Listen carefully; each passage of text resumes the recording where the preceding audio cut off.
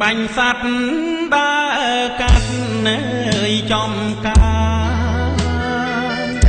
ចៃដន្យជួបការនៅភូមិក្បាលជ្រោយ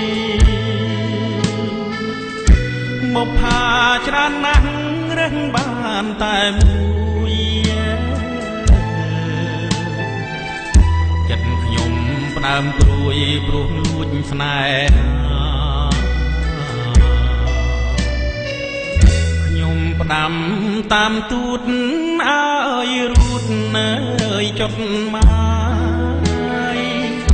អ្នកនោះរូបកាយទាំងសូមខ្លោចសា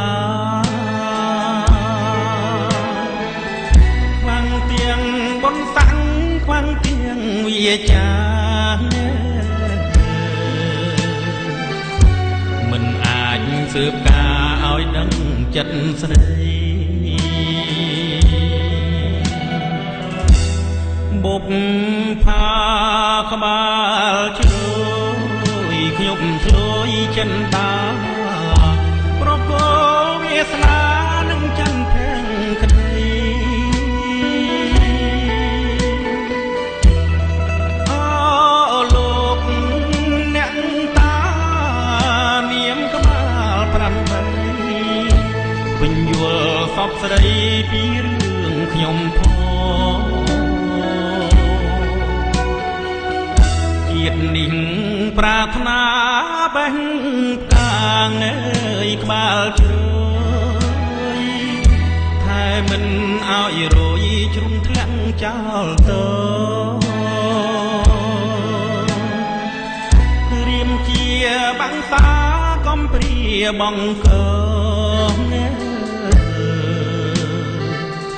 សូមផ្ញើខ្លួនផងក្នុងនាមអងសัตว์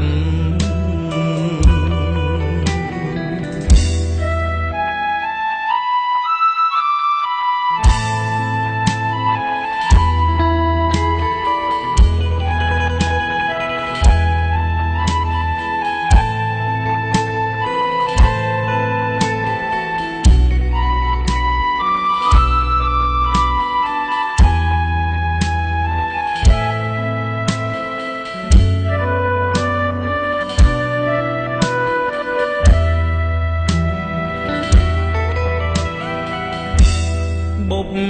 ផាក្បាលជ្រោយខ្ញុំឆ្លួយចិនតាប្រកោវាសនានឹងចន្ទភ័ងក្តីអូលោកអ្នកតានាមក្បាល8ពេញយល់សពស្រីពីរឿងខ្ញុំជាតិនេះប្រាថ្នាបេះកាងអើយក្បាលជ្រោយថែមិនឲ្យរយជ្រុំធ្លាក់ចោលទៅរៀមជាបាំងសា